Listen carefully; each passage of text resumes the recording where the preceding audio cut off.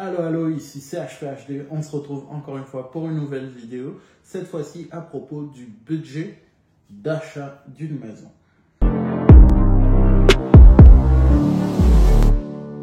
On s'entend que pour le budget d'achat d'une maison, on n'a jamais un moyen fixe de tout calculer et de tout savoir au début, parce que déjà les imprévus commencent à venir et il y a certains montants qu'on oublie ou certains frais que l'on oublie. Donc aujourd'hui, par rapport à moi, mon expérience, je vais vous partager ce que moi j'ai dû avoir et ce qui pourrait être le cas pour vous également.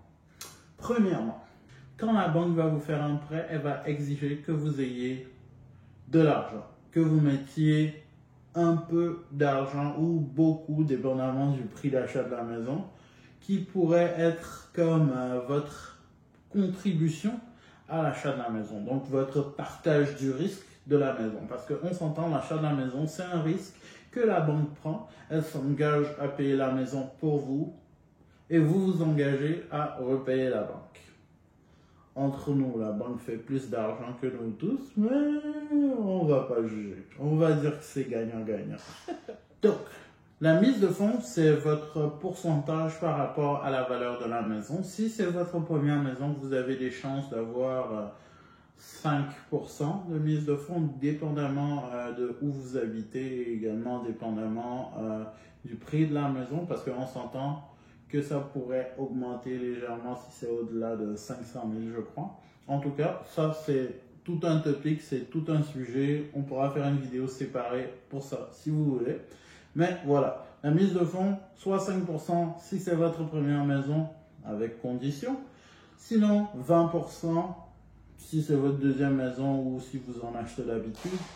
Ou bien vous avez le choix d'intégrer des investisseurs pour diminuer la mise de fonds. Ça va aider beaucoup.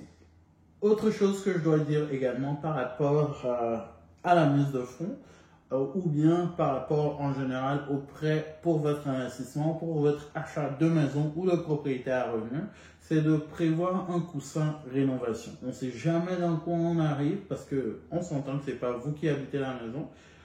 Il pourrait avoir des vices cachés ou des vices apparents que vous voudriez retoucher. Au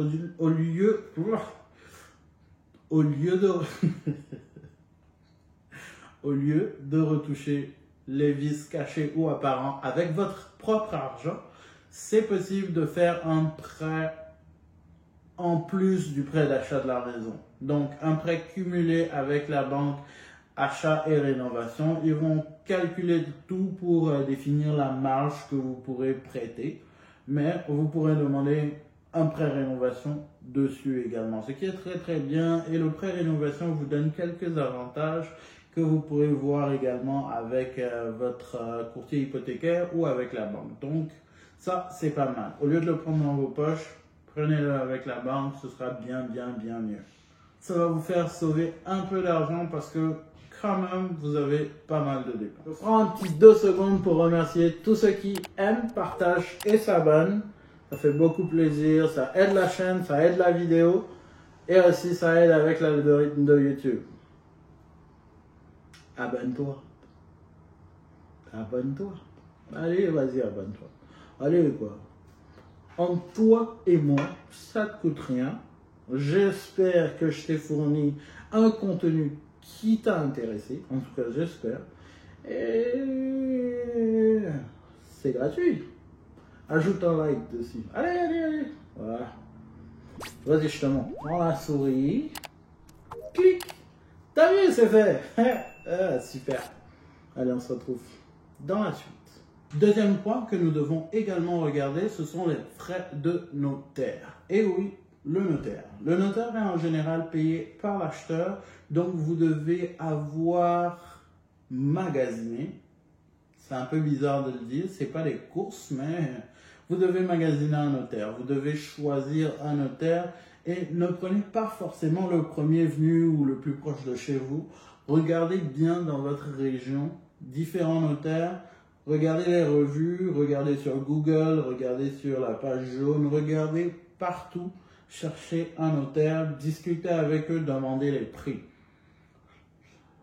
Je vous dis tout de suite, le plus haut prix ne signifie pas une plus haute qualité de service, ça c'est faux.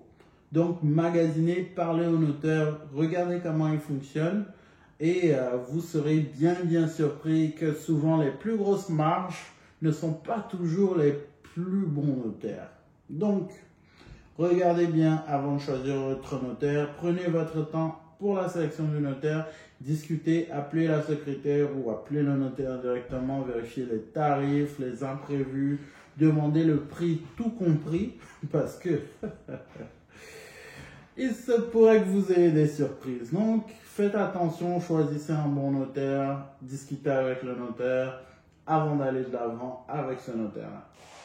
Troisième chose que vous devez budgéter pour, ce sont les taxes. On a la taxe de bienvenue, la taxe municipale et la taxe d'eau. Avec les trois taxes, vous payez quand même pas mal un bon montant, mais commençons par la taxe de bienvenue. La taxe de bienvenue, c'est la taxe que vous payez quand une propriété immobilière change de map. Donc, si vous achetez, vendez, blablabla, l'acheteur paie la taxe de bienvenue. Bienvenue dans la ville. Oh my God. Qu'est-ce qu'il ne faut pas entendre? Oui, vous payez à l'achat et vous payez les taxes municipales également. Et de ce côté-ci, les taxes municipales, ce sont les taxes que vous payez par rapport à vous qui vivez dans la ville. Donc,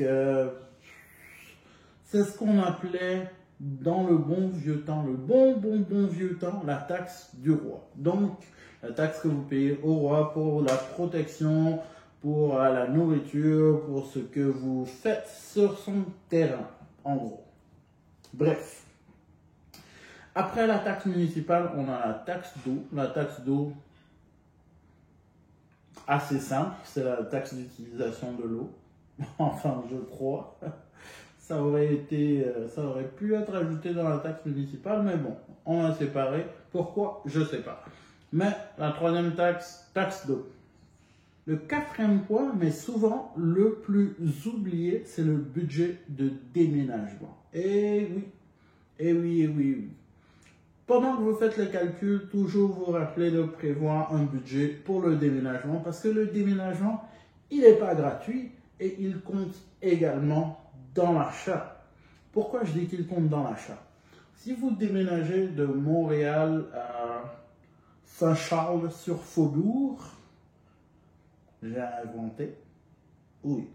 inventé.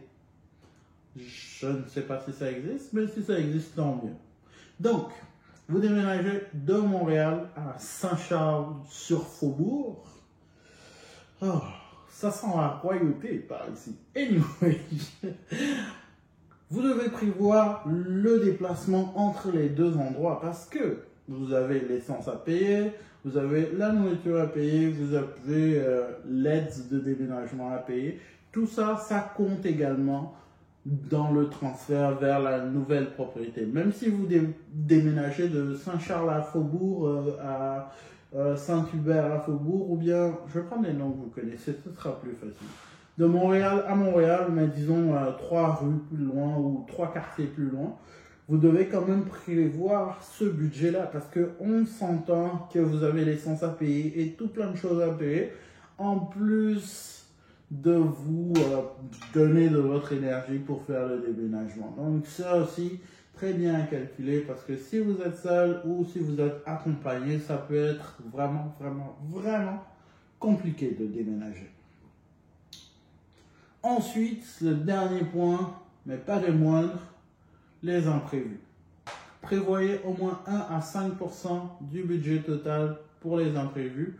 On ne sait jamais ce qui pourrait arriver et c'est toujours bien d'avoir un back pocket où vous pourrez tirer un peu d'argent pour vous sortir du pétrole. Laissez-moi savoir dans les commentaires si vous trouvez que j'ai oublié quelque chose, si vous avez un commentaire par rapport à la liste que j'ai fournie, ou bien si vous pensez que ma liste c'est complètement du bullshit. On s'entend, c'est peut-être du bullshit. Non, je regarde. J'aimerais bien savoir votre pensée par rapport à ça et quel est le budget que vous prévoyez pour vous, votre déménagement ou vous, votre prochaine maison. En tout cas, Merci d'avoir suivi jusqu'à la fin. On se retrouve pour une prochaine vidéo. Et abonnez-vous, partagez, aimez la vidéo si elle vous a plu. Sinon, faites de même. C'est très mauvais pour moi. Ouais. Si vous voulez plus de CHP HD, vous avez ici la vidéo par rapport à la première maison que j'ai achetée. Et ici, vous avez la vidéo par rapport aux 5 choses que j'aurais aimé savoir quand j'ai fait mon achat immobilier. Merci encore et à tout de suite.